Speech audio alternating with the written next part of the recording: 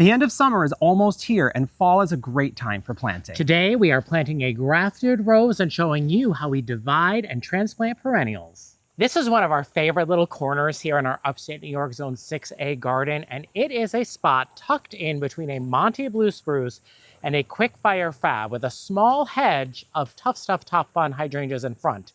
You can see these phlox right here, they have not been thriving, and we've been saying for a while now, Christopher, that we wanted to move them. It's not the right spot for them. It is. It's a bit of user error. The watering is not exactly appropriate there, but also we're not convinced on the pink color of this phlox matching. I know, it seems so particular, but sometimes you get particular in your garden. So what we're gonna do is pull this phlox out, transplant it elsewhere, and what we're putting in its place is a gorgeous new rose called All Dressed Up. I'm really excited to share it with you because it's a type of rose we've never grown before. We're also going to take some Serendipity allium from the east border that's currently buried with overgrowth of a quick Fire Fab, give it a new life right here in this spot because it's going to echo the design that we currently have over here with our Ancient Mariner and Serendipity allium. So I think that'll be really sweet. So let's get started with taking out this pink phlox. There are 5 phlox in this location, and I put vinyl coated chicken wire cages around them. And let me pull that off and I'll show you what that looks like. This is something we've been using to deter rabbits, and it has been the most successful rabbit deterrent ever. It's literally just an 18-inch high piece of chicken wire that I bend the ends around and make a little tube. We're actually going to be reusing this. Yeah, for save that. We're the going to rose. reuse it for the rose. Here, I'll hand that to you. So let me grab these out really quick. It works. And you know what? You don't really see it. No, it blends in, especially with plants like this that get thicker.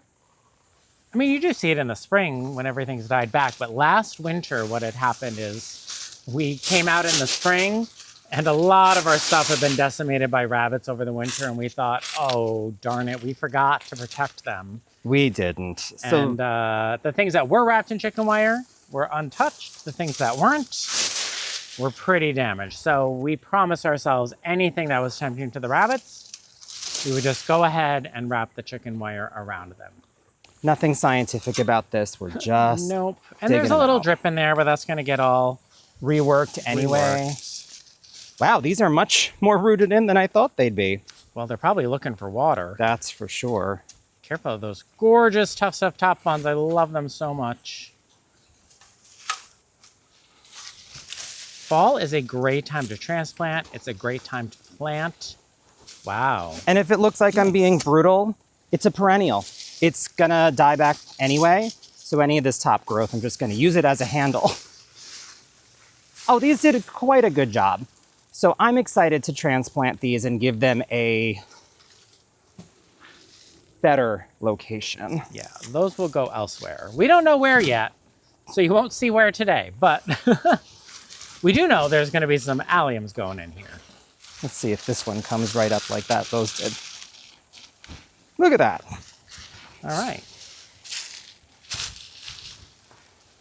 So many monarchs on the salvia and verbena over here. And bees. Bees. Little flies are on there. We saw hummingbirds this morning. It's been gorgeous in the garden.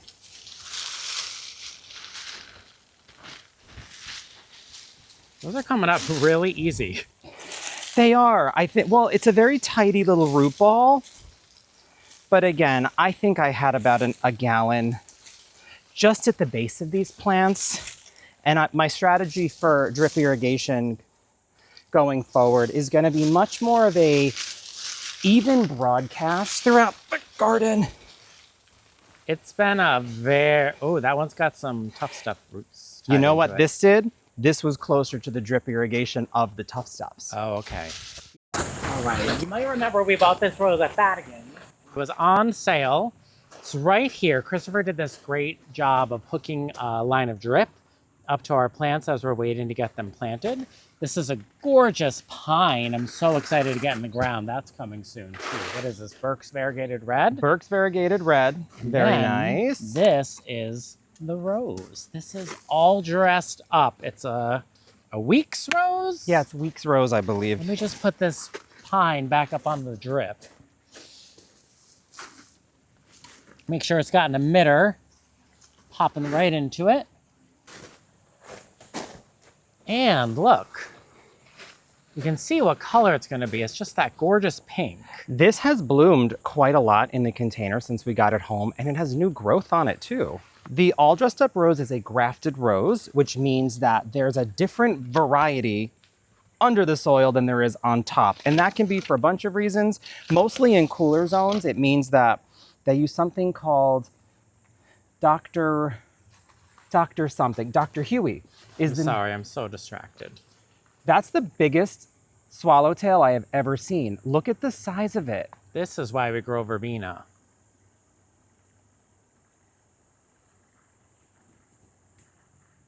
All right, back to our regularly scheduled program. So, grafted rose, that means that one variety has been grafted or attached to a rootstock. Dr. Huey is a not that attractive red rose, but the roots are vigorous and healthy and all that kind of stuff. So there's something called a union, and in the union is where the two roses meet. In our area, we are going to plant this 5 inches or more below the soil. There's a couple of reasons for that. One is we want to make sure that that rootstock doesn't get too close to the surface and start trying to flower itself. We only want all dressed up. We don't want the ugly red rose. Also, it stops root rot from happening because this could get very vigorous, very big. And when the wind goes, we don't want it to rock around and that could mess with the roots. So that's really the only reason we planted so deep. Well, those two particular reasons. And then we'll kind of pluck some of the leaves that are lower off as we put it into the hole. But now we just have to do the hole and decide where we're doing it. So when you plant this, are you thinking it'll be buried about to there? Even a little further than that. So this entire stalk will go underneath. So all leaves from here down will be pulled. So I could do some of this. These will be just above. And that honestly sometimes is just a way to know where you're supposed to put it. But all that's going to go underneath the ground. And it's going to look a little crazy at first, but I promise it's going to be perfect, especially when this wakes up in spring. All right, let's place it and see where we think it should go.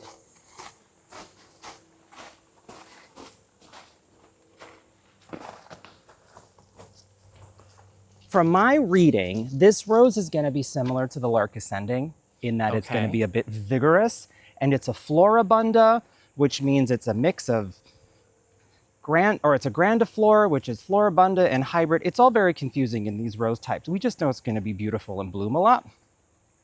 So Eric, you're good at the placing. All right, let's switch. I'm going to switch. So let's talk about spacing. This is MontyBlue Spruce, which eventually will get 8 feet tall and 4 feet wide. So it's going to probably reach here. Fire Fab is really prunable, really trainable. It's a deciduous hydrangea that blooms on new wood, so we can prune it and cut away however we want. So I'm thinking that this is going to probably, because we want it closer to the edge to kind of billow over the Tuff Stuff Top Fun so we can smell it, prune it, spray it, do whatever we want.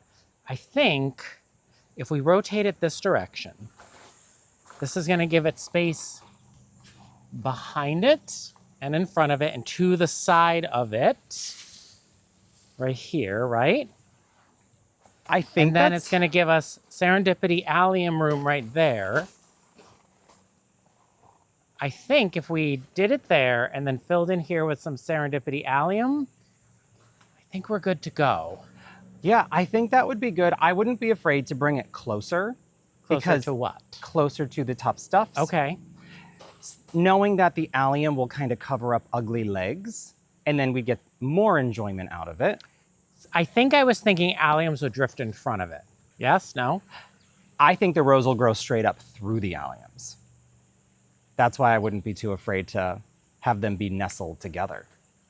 Yeah, I guess it would echo the Ancient Mariner if this came here. Oh, I just realized we're doing a pink rose trio because we have Ancient Mariner, and on the backside's reminiscent pink. Look at us. Yes, lots of pink roses in our garden. You know, the other day when you were talking about how a planting was singing for you, that sings to me. Oh, I think this is a good spot. Should I dig that hole there? Yeah, I would dig your hole there. And remember, we have to dig real deep. Oh,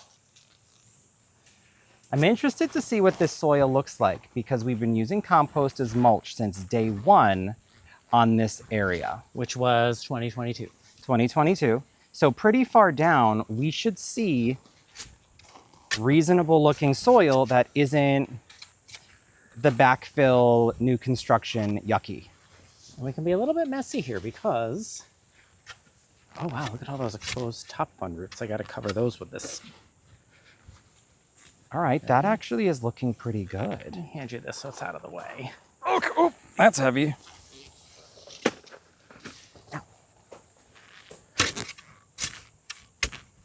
So you can see the sand way down there.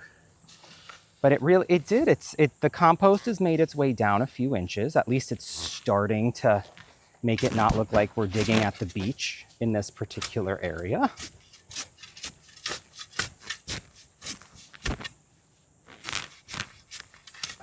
This root system is probably quick Fire Fab. You know what? That is a salvia from last year. Oh, I see the stalk next to it. We had some of this rock and play in the blues in this spot, and the stalks on those are sometimes so big that we have been known to just cut the top off and leave them. Yes, and you know what? They're hardy in zone 7 and we're zone 6A, so we always are a little hopeful they'll come back. Now we are going to amend the soil when we plant. But we're not going to fertilize right now because you don't want to fertilize heading into the fall. As the evenings get colder, we've been spending more time by our fire bowl, so we've added a couple of perfect pieces from Wayfair to help cozy up the space. This Polywood round side table has been such a practical addition. It's weather resistant, easy to clean, and the perfect size for setting down drinks, a book, or even some fall foliage. We love that it blends seamlessly with the timeless look of our gravel patio and can stay outside year-round without worry. We like them so much we added 3. And to bring in a soft textural layer, we added this Amber Lewis collab with Loloi Cardiff Cotton Throw. The neutral tone and woven design add that elevated look we love while being lightweight but still warm. Perfect for cozying up when we're by the fire. We only ordered 1, but we definitely will be adding more. And right now, during Wayfair's 48-hour sale, you can save up to 70% off with fast, easy delivery on orders over $35. We'll link everything in the description so you can shop these pieces and more for your outdoor living space this fall. When we plant this time of year, we want the good compost, and mycorrhizal fungi are also helpful, but we're not trying to give this a jolt of growth. We want to give this something nice. May have the rows to test depth. You may have the rows. I would go another 3 inches deeper. 3 more? Oh, yeah. Okay. That only brings it to there. Yep. Okay. I know what you were looking at, but This is harder than I thought. Look at this snail. How do we have a snail on our hydrangeas when we've had nothing but drought? Oh, yuck. okay, we're getting a little tougher now.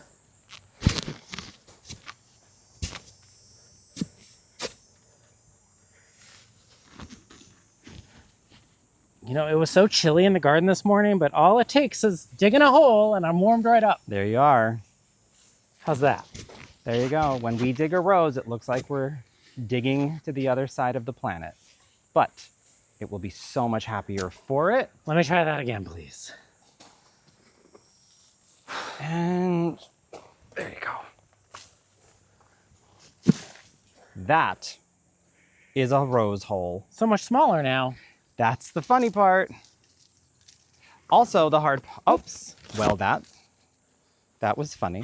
The pot stayed right in the hole. I will say, one of the things about planting in a border that's already established is you really gotta clamber around in there to find a spot to kneel. I know, it's so deep. All right, so what I'm gonna do is mix some of this penobscot in. And this has all the mycorrhizomes and a little bit of compost and stuff to go with it. And I'll mix it with the native soil. Make a little brew down there. And a little brew on the side.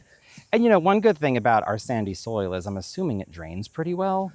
So I don't feel Yes. like we're creating that bathtub effect.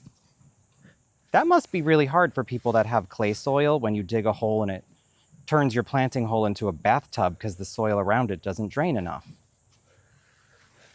Okay, so I think this is the direction of the rose. I think that's the right choice. And I love to just like get in here with my hands and really pack it down. You could start filling the hole with water right now if it's very hot where you are. Just make sure the root ball is really saturated. And I'm packing in pretty tight down here, making sure that there's no major air pockets. The soil's dry, so I don't have to worry too much about crushing anything or any of that stuff. I'm going to alternate some of the Penobscot with the native soil so we get a nice combination. And look how deep that is. It's quite deep. See how low I can get here. There we are. Native sandy soil mixed with the Penobscot. How's it looking on that angle? It looks really good from there. I'm gonna hand you this Penobscot bag just so I can start to tidy up around here. Oh, thank you. Now, as we're getting on top here and we've got branching and stuff, I'm gonna stop with the pressing. Now it's gonna be like tapping and feeling around, making sure I'm not doing any damage to anything where anything branches together. Do you know what I mean? Absolutely. I don't want to cause anything to split. That's good. Ooh, these quick fire fabs look fab, I guess you would say. They look fab. Down here. All right, I am thrilled with this. So let's get a hose trickling on that so that while we dig up the Serendipity allium, do we want to do that? No. No. Because then it'll be muddy when we're trying to plant Serendipity allium. Yeah, I think we should do the alliums, then the trickle. Find this sprawling lark ascending rose, and underneath this quick fire fab that has just grown so beautifully, we have a whole bunch of Serendipity allium that we have already in the last couple of years experimented with, discovering it is the easiest divide and transplant you will ever have in the garden. Last year, Eric actually just cut chunks off of one of them and just moved them over a few inches, and they rooted so quickly and came back just as beautiful as the ones next to it. So that's all I'm doing. You can barely see them in here, but they're gonna be so happy. They're gonna be so happy. Well, here's one chunk. Let me put this over here. Ooh, you can smell that allium. Ooh, yeah. When we were in Michigan, just last week, of course, it's very top of mind, they were processing alliums at Walter's Garden. So as we were on our tour of the growing facility, ooh, it smelled like onions in that place. And these are a different kind of allium than the fall bulb allium. These bloom this time of year for us, whereas fall bulb alliums you plant in the fall, they bloom in spring. So these are a perennial allium. One more big clump? Yep. I say get them all out because they're not happy there. No. Wow, they just keep going here. Well, maybe For some reason, I thought there were less than that. Maybe they've been moving and trying to find the light. I don't know. These are a pollinator magnet. Can I hand that to you? Sure.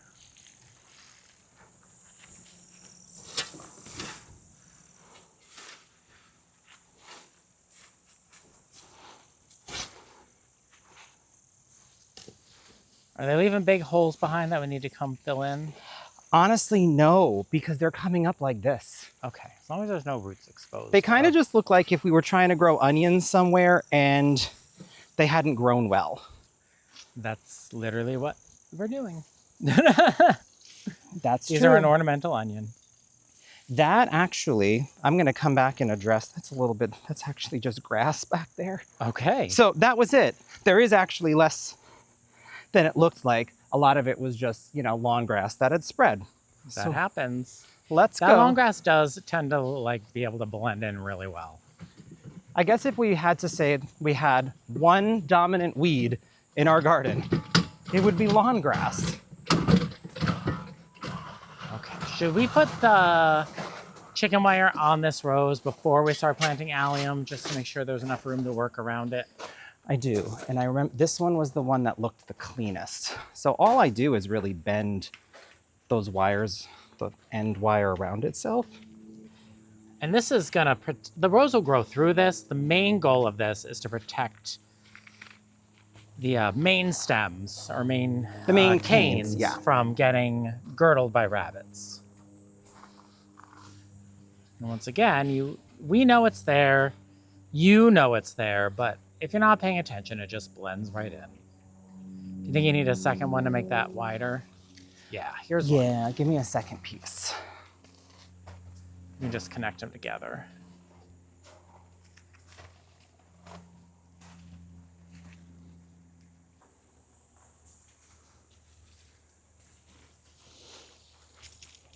I'm not going to pin these down just yet, so I have the flexibility to run some drip. But I am going to get this placed so I know how big I want it. Yeah, this is going to look good. Great. As good as a bunch of black chicken wire is going to look. All right, so why don't I make this easy and plant this one first? Yeah, I think definitely in all the empty spots we'll fill with allium. Pollinators love it. Obviously, I don't need to dig that big of a hole. Would you like me to hold that for you? Well, I've got a good grip on it. I don't want to lose my... There we go. I just didn't want to lose all the leaves I'd gathered together. Easy to divide. We could just pull this apart and make it into even more chunks if we wanted. You want me to make that into 3 little chunks next to each other that grow together? You could. They'd be happy. They certainly would.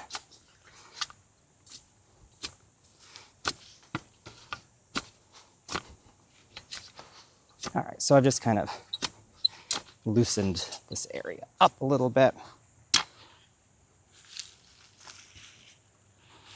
Show us how you divide it. Look at that technique. It's 1, called rip. 1, 2, 3 chunks of allium. Right? This is not going to be an easy thing to show. I'm literally just going to rustle up the soil, get them down to here. Yeah, we'll show, as we get closer to the front edge, we can show everybody a better look. You know what's really pokey? MontyBlue Spruce? Yeah, MontyBlue Spruce. Through these nylon pants. I would think that would be uncomfortable.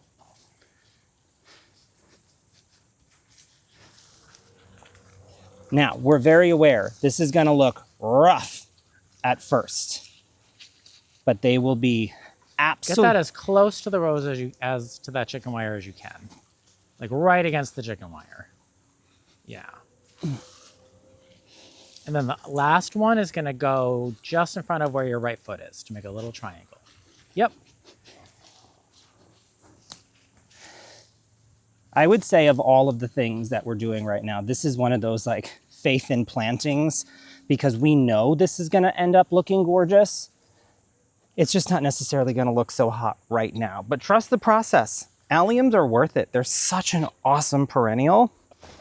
There's all this digging already over here, so this isn't even going to require a shovel.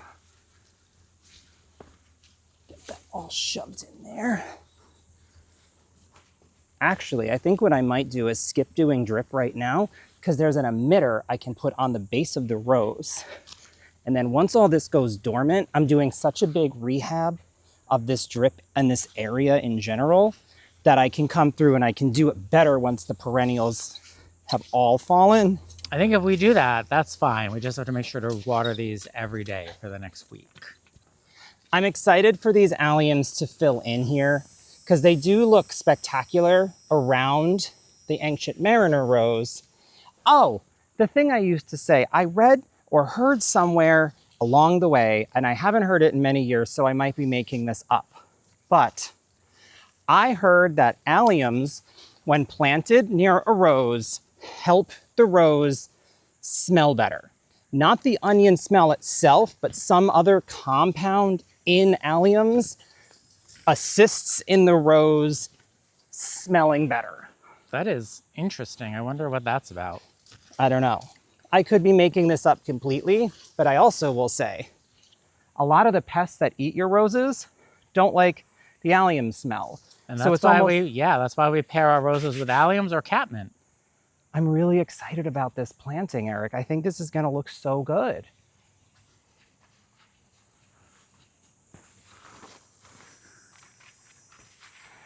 I don't know. It does look really good, even though it was all just planted. And this will, next year, look like it does over here, Eric. If you pop over to where the Ancient Mariner is, I'll point out how these pieces here were divisions from the back garden, where we had those other 4 planted in between. But see how they just give this nice mid-layer? Yes, they are past their peak right now, but they're still really pretty. So everything will get nice soak, especially these alliums, which I don't even think were on drip over there. No, the alliums I don't believe were on drip. So they're going to be very happy to be getting drip, getting more sun, more space. And I think this rose, which has been in a can at the garden center all season, is going to be very relieved to be getting a good home. I think while we tidy things up, I'm just going to go ahead and lay that there. Oh, that's a good idea, right on the chicken wire, and then the nozzle won't get all wet. And then just kind of drown that. Just drown it. Really let it soak in, yeah. Roses like a lot more water than you think. All right, what do you think, Christopher? I think we did it. The first of our pre-fall plantings are finished. If you want to watch us learn a whole lot about awesome plants with one of our horticultural heroes, take a look at this video on the screen. Thanks for joining us today. Again, I'm Eric. And I'm Christopher. And we're Grow For Me Gardening. Thanks for growing with us.